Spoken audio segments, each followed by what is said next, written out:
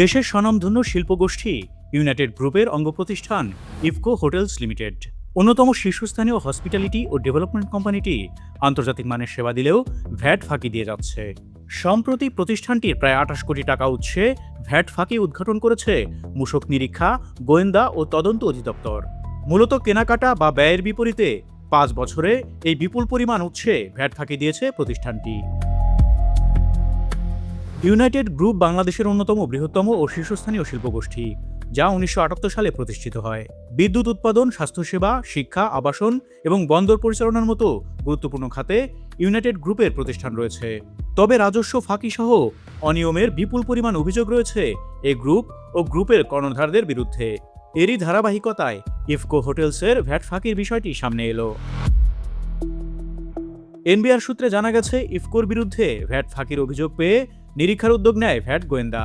প্রতিষ্ঠানের bank, VAT return সংক্রান্ত কাগজপত্র ও বার্ষিক প্রতিবেদন ঘেঁটে ফাঁকি উদ্ঘাটন করা হয়।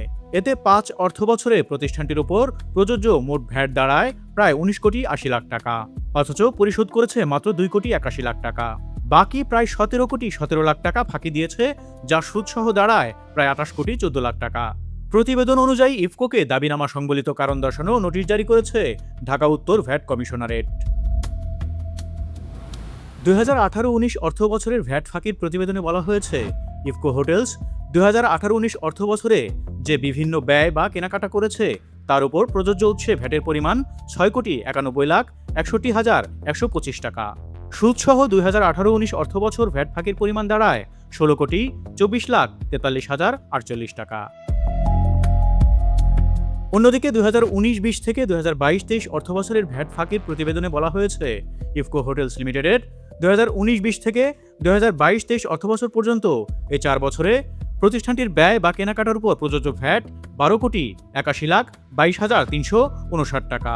২০১৮-১৯ থেকে ২০২২-২৩ অর্থবছর পর্যন্ত ৫ অর্থবছরে প্রতিষ্ঠানটি কেনাকাটা বা ব্যয়ের উপর সুদসহ মোট ২৮ কোটি ১৪ লাখ ৫৮ হাজার ৭৭৬ টাকা উৎসে ভ্যাট ফাঁকি দিয়েছে।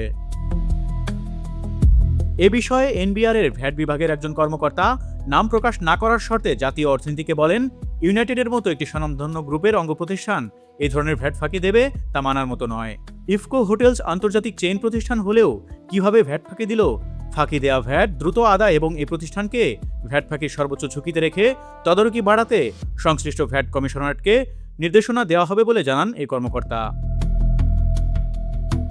এদিকে ইফকো হোটেলস লিমিটেডের ভ্যাট ফাঁকির বিষয়ে বক্তব্য জানতে জেনারেল ম্যানেজার অশ্বিন নায়ারকে ফোন করা হলেও তিনি বক্তব্য দেননি। ইফকোর পরিচালক নাজমুল হুদা তুহিন জাতীয় অর্থনীতিকে বলেন, আমরা সরাসরি ইন্টারন্যাশনাল চেইন ইফকোর এমপ্লয়, তবে ইফকোর একজন বক্তব্যের জন্য আপনাদের সঙ্গে যোগাযোগ করবেন।